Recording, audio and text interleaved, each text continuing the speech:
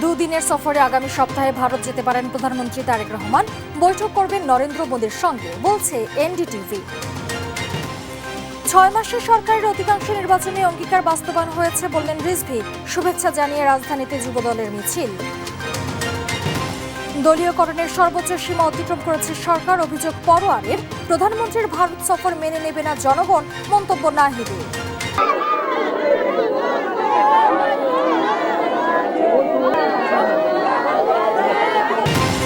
সীতাকুণ্ডে শিবইয়ার্ডে বিষাক্ত গ্যাসে 9 শ্রমিকের মৃত্যু, হাসপাতালে ভর্তি 14। নিহতদের পরিবারকে ক্ষতিপূরণ দেবে মালিক পক্ষ। আগের থেকে ওদের বলা হয়েছে সেফটি দিবার জন্য, ওরা সেফটির গুরুত্ব দেয় নাই।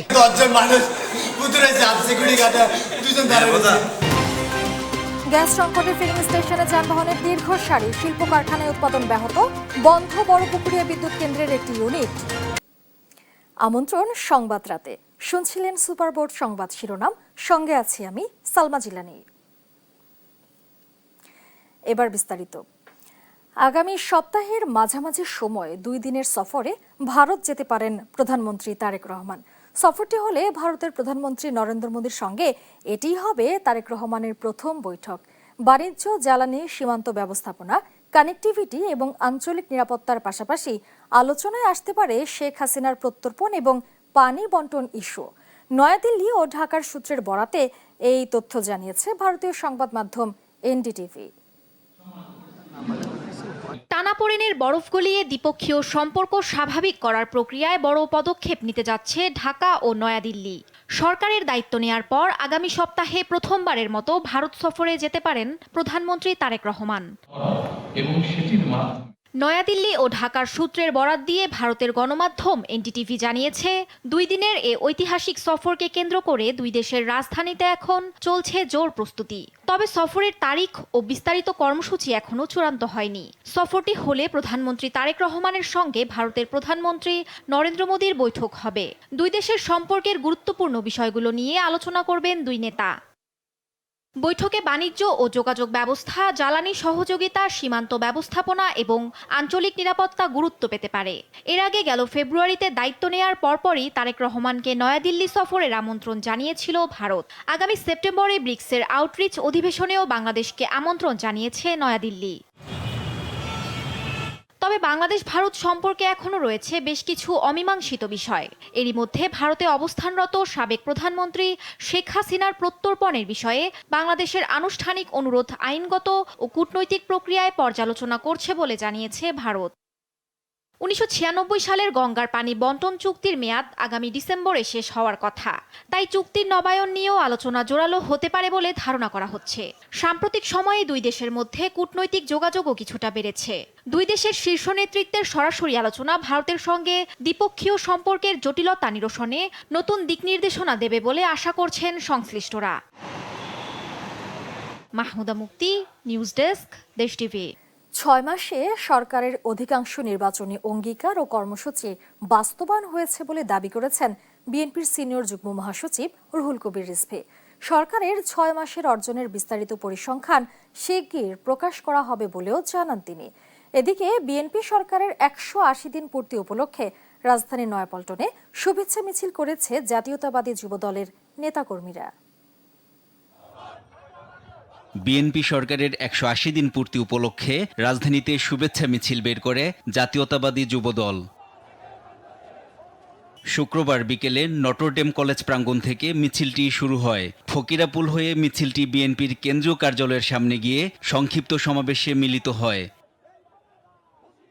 সমাবেশে নেতাকর্মীরা দেশের উন্নয়ন ও অগ্রগতির জন্য জনগণকে বিএনপি সরকারের উপর আস্থা রাখার আহ্বান জানান। সকলের সমন্বয়ে অবশ্যই ইনশাআল্লাহ বেশিরভাগ সমস্যা অতি দ্রুতই সমাধান হবে আল্লাহ। জনাব তারেক রহমান সাহেব বাংলাদেশের মানুষের জন্য নিরলসভাবে পরিশ্রম করে যাচ্ছে দেশকে উন্নতশীল দেশে পরিণত করার জন্য। এদিকে রাজধানীর নয়াপল্টনে বিএনপির কেন্দ্রীয় কার্যালয়ে সংবাদ সম্মেলন করেন দলটির সিনিয়র যুগ্ম মহাসচিব রুহুল কবির রিজভী। জানান, সাবেক প্রধানমন্ত্রী প্রয়াত খালেদা জিয়ার জন্মদিন উপলক্ষে শনিবার রাজধানী সহ সারা দেশে দোয়া অনুষ্ঠানের আয়োজন করেছে বিএনপি। নয়াপল্টনের কেন্দ্রীয় কার্যালয়ে সকাল 11টায় দোয়া অনুষ্ঠানটি অনুষ্ঠিত হবে এবং গুলশান কার্যালয়ে বাদ আসর দোয়া অনুষ্ঠিত হবে। এইভাবে সারা দেশের সকল দলীয় কার্যালয়ে বাংলাদেশ জাতীয়তাবাদী দল দোয়া অনুষ্ঠান পরিচালনা করবে। 6 মাসে অধিকাংশ নির্বাচনী অঙ্গীকার ও কর্মসূচি বাস্তবায়ন হয়েছে উল্লেখ করে আগামী 6 মাসে সরকারের কাজ আরও জোরালো ও কার্যকর রূপ নেবে বলে জানান রিজভী। শতকরা এই যে লক্ষ্য পূরণ, যেটা 6 মাসের মধ্যে টোটাল যে অঙ্গীকার বা ম্যানিফেস্টোর কত অংশ হয়, সেই অংশ অনুযায়ী 6 মাসের যে লক্ষ্য, সে লক্ষ্য মোটামুটি সবগুলোই পূরণ হয়েছে, কোথাও হয়তো 19-20 হতে পারে। এনআই নাহিদ, দেশ টিভি, ঢাকা। বিগত 5 মাসে বিএনপি সব জায়গায় ভাগ বাটোয়ারা আর লুটপাটের বাজার বসিয়েছে বলে অভিযোগ করেছেন জামায়াতে ইসলামীর সেক্রেটারি জেনারেল মিয়া গোলাম পরোয়ার। শুক্রবার সকালে খুলনা প্রেস ক্লাবে যুব সম্মেলনে তিনি বলেন, সব ক্ষেত্রে বর্তমান সরকার দলীয়করণের সীমা অতিক্রম করেছে। আওয়ামী লীগের আমলে বিরোধীদের উপর দমন পীড়নের মতো কাজ বর্তমানে চলছে বলেও জানান তিনি। দ্রুত গণভোটের রায় বাস্তবায়নের দাবিও জানান তিনি।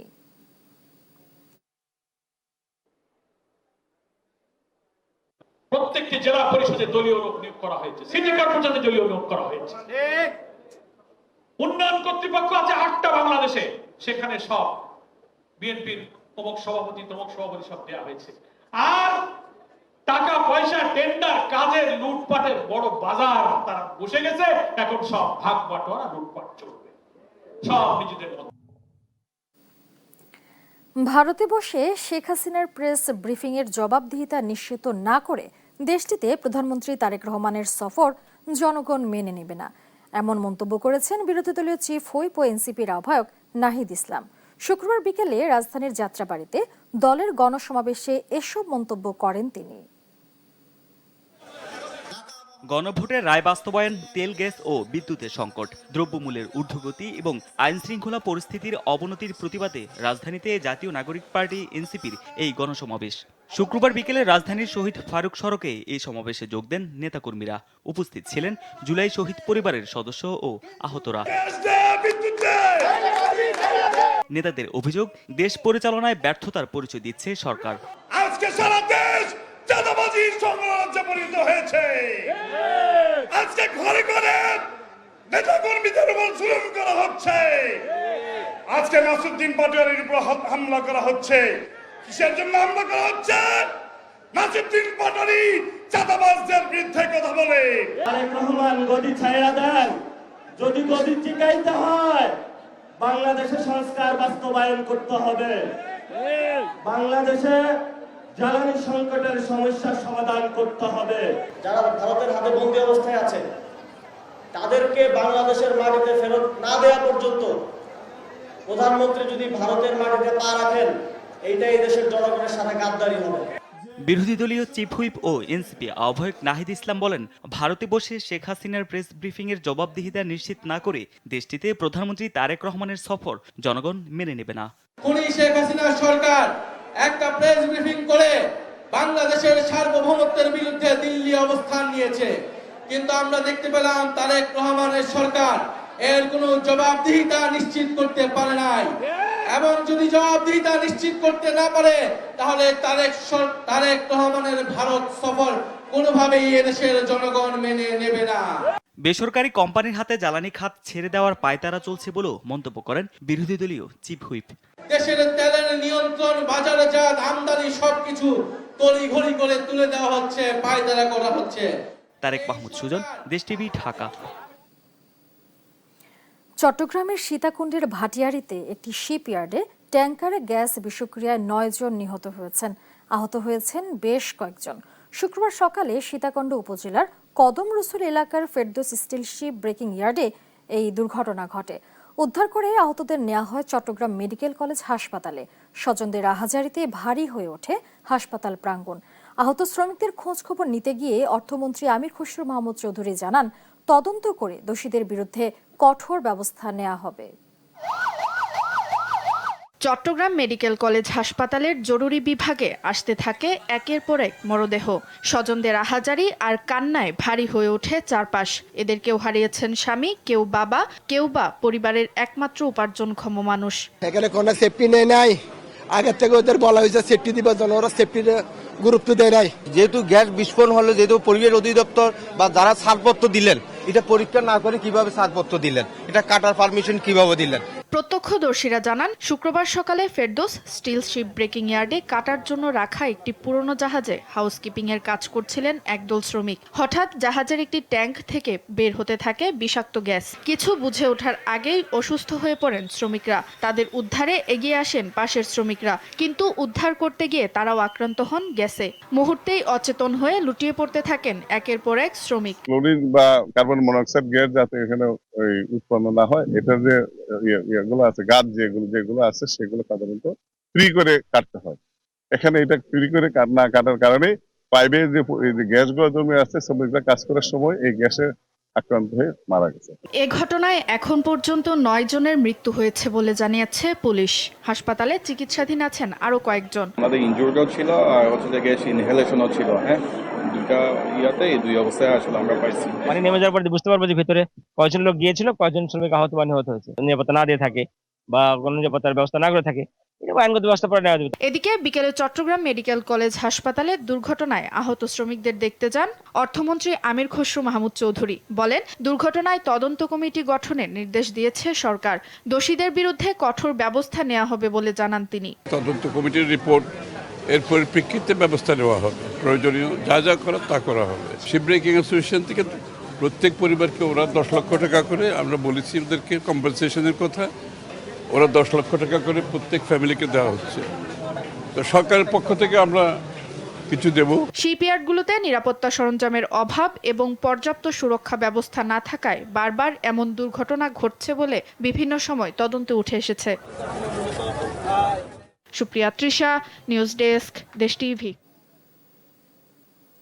দর্শক, চট্টগ্রাম মেডিকেল কলেজ হাসপাতালে রয়েছেন সহকর্মী AKM নাজিম। সরাসরি যোগ দিচ্ছেন তিনি। নাজিম, মরদেহ হস্তান্তর সম্পন্ন হয়েছে কি না আর দায়ীদের বিরুদ্ধে কি ব্যবস্থা নেওয়া হচ্ছে জানাবেন।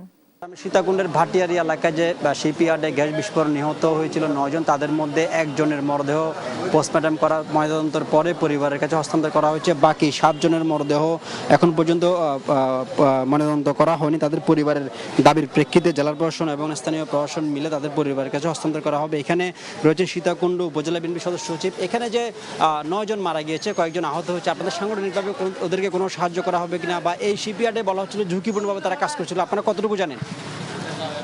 ধন্যবাদ আপনাকে। প্রথমত বলে যারা আহত হয়েছে তাদেরকে আমাদের দলের পক্ষ থেকে, বাংলাদেশ জাতীয় দলের পক্ষ থেকে আমরা স্থানীয়ভাবে সাহায্য সহযোগিতা করব। আমাদের এলাকা থেকে নির্বাচিত মাননীয় সংসদ আস্তম চৌধুরীর নির্দেশনায় আমরা সকাল দুর্ঘটনার পরপরই দুর্ঘটনাস্থলে ছুটে গিয়েছি আমাদের নেতাকর্মীদেরকে নিয়ে। আমরা দুর্ঘটনাস্থল থেকে একটু দূরে, কিন্তু যারা কাছে আছে বাড়ির ইউনিয়ন বিএনপির নেতৃবৃন্দরা কিন্তু সাথে সাথে ছুটে গিয়েছেন। এখানে আমরা সরজমিনে দেখেছি, সারাদিন এখানে ছিলাম, যতটুকু প্রত্যক্ষদর্শী এবং আহত হয়েছেন তাদের আত্মীয় স্বজনের কাছ থেকে জানতে পেরেছি তাদের গাফিলতি আছে। আজকে শুক্রবার, আজকে বন্ধের দিন তারা ইয়ার্ড চালাচ্ছে একটা। দ্বিতীয়ত, কোনো দুর্ঘটনা ঘটলে তাৎক্ষণিকভাবে কোনো গাড়ির ব্যবস্থা নেই, অ্যাম্বুলেন্স তো নেই, অন্য কোনো যানবাহন সেখানে নেই তাৎক্ষণিকভাবে রোগীদেরকে পার্শ্ববর্তী হাসপাতালে নেওয়ার জন্য। তৃতীয়ত হচ্ছে, দুর্ঘটনা ঘটার পর মেইন গেটটা ওদের বন্ধ ছিল, মেইন গেটটা বন্ধ। নাজিম, আপনাকে ধন্যবাদ। দর্শক, চট্টগ্রাম মেডিকেল কলেজ হাসপাতাল থেকে জানাচ্ছিলেন সহকর্মী নাজিম। চলে যাচ্ছি পরবর্তী সংবাদে। রাজধানীর ব্যস্ত সড়কে প্রতিদিন হাজারো মানুষের গন্তব্য নিশ্চিত করেন যে চালকরা তারাই এখন থমকে আছেন, তবে রাজপথে নয়, ফিলিং স্টেশনের দীর্ঘ লাইনে। ভোর হওয়ার আগে থেকেই সিএনজি পাম্পগুলোতে শুরু হয় জ্বালানির জন্য নিঃশব্দ যুদ্ধ। ঘন্টার পর ঘন্টা দাঁড়িয়ে থেকেও মিলছে না কাঙ্ক্ষিত গ্যাস। এই সংকটের তীব্রতা এখন কেবল পাম্পের লাইনে সীমাবদ্ধ নেই, সরাসরি প্রভাব ফেলছে চালকদের রুটি রুজিতে বেঁচে থাকার সংগ্রামে।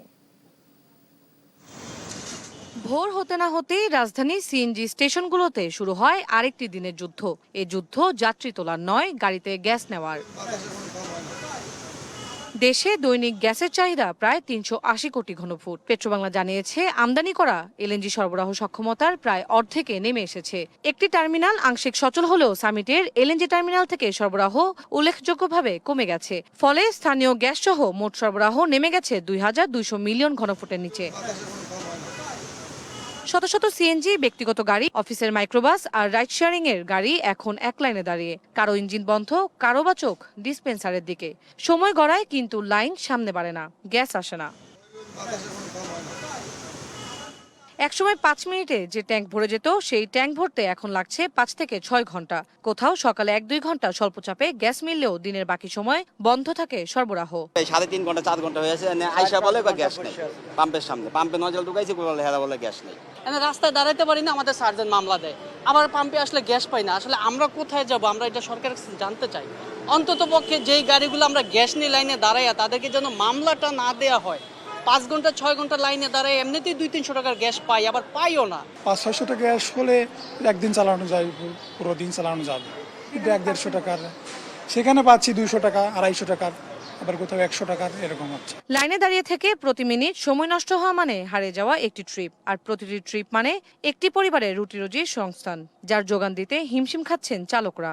6 ঘন্টা যদি আমরা লাইনে দাঁড়িয়ে গ্যাস নেওয়া লাগে, তাহলে আমাদের সারা দিনের পরিশ্রমটাই তো ব্যর্থ। আমাদের পুরো ইনকাম তুলে দেওয়া লাগে গাড়ি মহাজনদের হাতে, দিন শেষে আমাদের শূন্য হাতে বাসায় ফেরা লাগে। এখন সংসারে মন করে অভাব, এখন ঘর ভাড়া দিতে পারতেছি না, খাইতে পারতেছি না, এখন কি করবো? সকালবেলা ম্যাডাম আমি 39 টাকার গ্যাস নিয়েছি, গ্যাস নিয়ে দূরে টিপ দিছি, আবার গ্যাস নাই।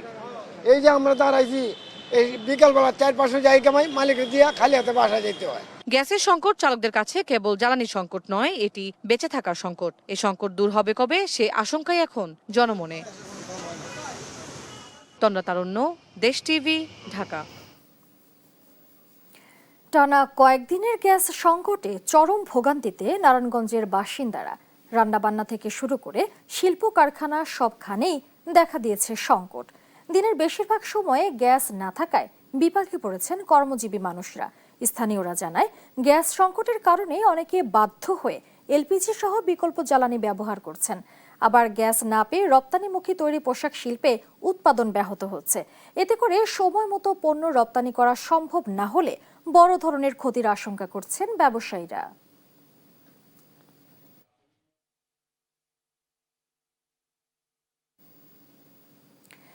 পাম্পে যান্ত্রিক ত্রুটির কারণে দিনাজপুরের বড়পুকুরিয়া তাপ বিদ্যুৎ কেন্দ্রের 1 নম্বর ইউনিটের বিদ্যুৎ উৎপাদন বন্ধ হয়ে গেছে। শুক্রবার সকাল 11টার দিকে ইউনিটটিতে ত্রুটি দেখা দিলে উৎপাদন বন্ধ হয়ে যায়। এটি পুনরায় চালু করতে অন্তত 1 দিন সময় লাগতে পারে বলে জানিয়েছে বিদ্যুৎ কেন্দ্র কর্তৃপক্ষ। বড়পুকুরিয়া তাপ বিদ্যুৎ কেন্দ্রের প্রধান প্রকৌশলী আবু বকর সিদ্দিক জানান, যান্ত্রিক ত্রুটি দ্রুত সারিয়ে ইউনিটটি পুনরায় চালুর জন্য কাজ চলছে।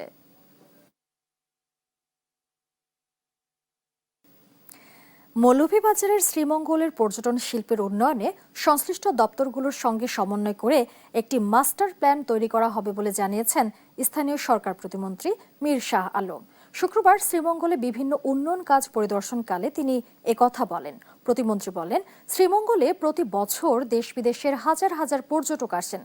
পর্যটকদের সুবিধা নিশ্চিত করতে এখানকার রাস্তাঘাট, যোগাযোগ ব্যবস্থা ও প্রয়োজনীয় অবকাঠামোর উন্নয়ন করা হবে। একই সঙ্গে পর্যটনকে কেন্দ্র করে শ্রীমঙ্গলকে আরও আধুনিক ও পরিকল্পিত নগরী হিসেবে গড়ে তোলা হবে। দীর্ঘ অপেক্ষার অবসান শেষে একযোগে অবসর কল্যাণের টাকা পাচ্ছেন অবসরপ্রাপ্ত বেসরকারি শিক্ষকরা। শুক্রবার শিক্ষামন্ত্রী ডক্টর আনম এহসানুল হক মিলন তার ভেরিফাইড ফেসবুক পেজে এই তথ্য জানিয়েছেন। শনিবার সকাল থেকে একযোগে অবসর কল্যাণের টাকা দেওয়া হবে অবসরপ্রাপ্ত বেসরকারি শিক্ষকদের। শিক্ষামন্ত্রী বলেন, প্রধানমন্ত্রী তারেক রহমানের নির্দেশে তাদের অবসর ও কল্যাণের এই অর্থ পরিশোধে এককালীন 2035 কোটি 86 লাখ টাকা দেওয়ার সিদ্ধান্ত নিয়েছে সরকার। জনস্বার্থে পুলিশের 56 কর্মকর্তাকে অবসর দিয়েছে সরকার। এর মধ্যে 49 জন পুলিশ পরিদর্শক এবং 7 জন সহকারী পুলিশ সুপার পদ পর্যায়ের কর্মকর্তা রয়েছেন। স্বরাষ্ট্র মন্ত্রণালয়ের আলাদা 2 প্রজ্ঞাপনে এই তথ্য জানানো হয়েছে। প্রজ্ঞাপনে বলা হয়, সরকারি চাকরি আইন 2018 এর 45 ধারার ক্ষমতা বলে এসব কর্মকর্তাকে অবসর দেওয়া হয়েছে। অবসরপ্রাপ্ত 49 পুলিশ পরিদর্শক বিভিন্ন জেলা, DMP, CID, PBI, SB, railway police সহ পুলিশের বিভিন্ন ইউনিটে কর্মরত ছিলেন। অন্যদিকে সহকারী পুলিশ সুপার সমপর্যায়ের 7 কর্মকর্তাকেও এই একই আইনের আওতায় অবসর দেওয়া হয়েছে। অবসরজনিত সুবিধা পাবেন সংশ্লিষ্ট কর্মকর্তারা।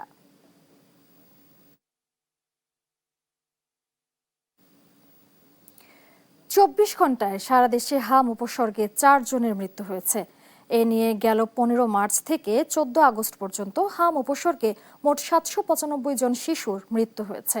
শুক্রবার স্বাস্থ্য অধিদপ্তরের সংবাদ বিজ্ঞপ্তিতে জানানো হয়, এ সময় 1159 জন নতুন রোগী শনাক্ত হয়েছেন। 15 মার্চ থেকে 14 আগস্ট পর্যন্ত হাম উপসর্গে হাসপাতালে ভর্তি হয়েছেন 1,22,974 জন।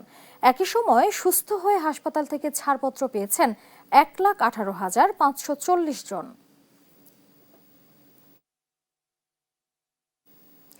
সপ্তাহের অন্য দিনের তুলনায় ছুটির দিনে রাজধানীর বাজারে বাড়ে ক্রেতার চাপ।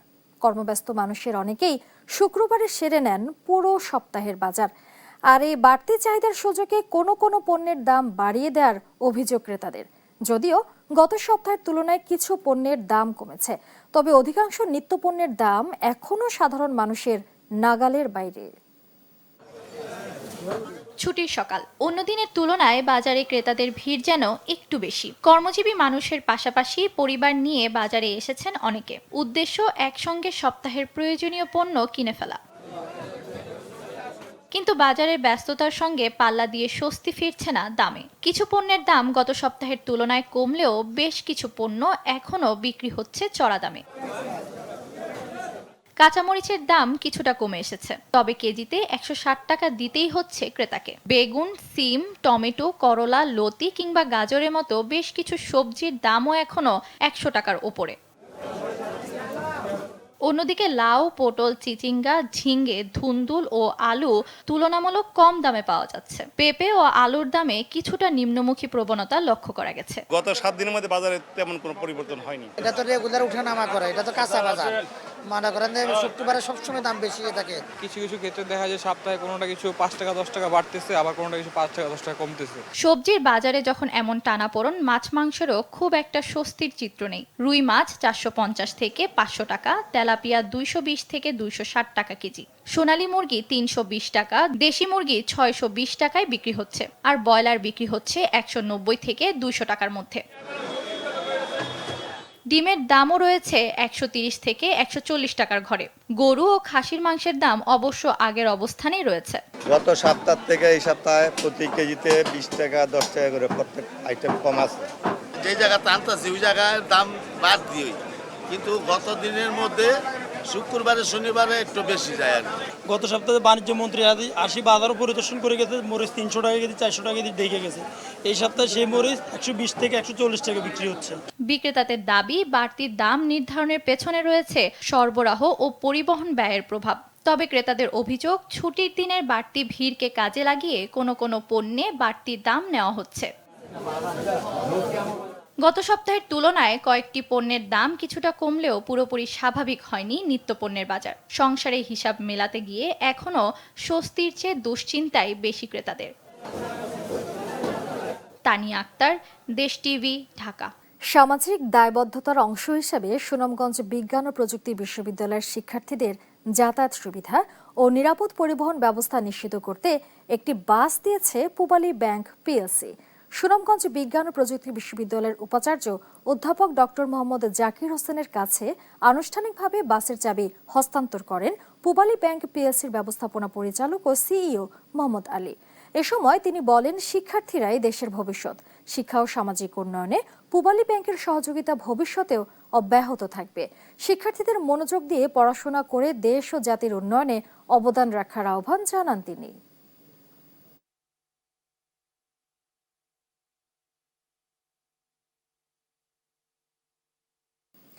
এই ছিল এখনকার সংবাদ রাত। পরের বুলেটিন দেখার আমন্ত্রণ রইল। ধন্যবাদ সবাইকে।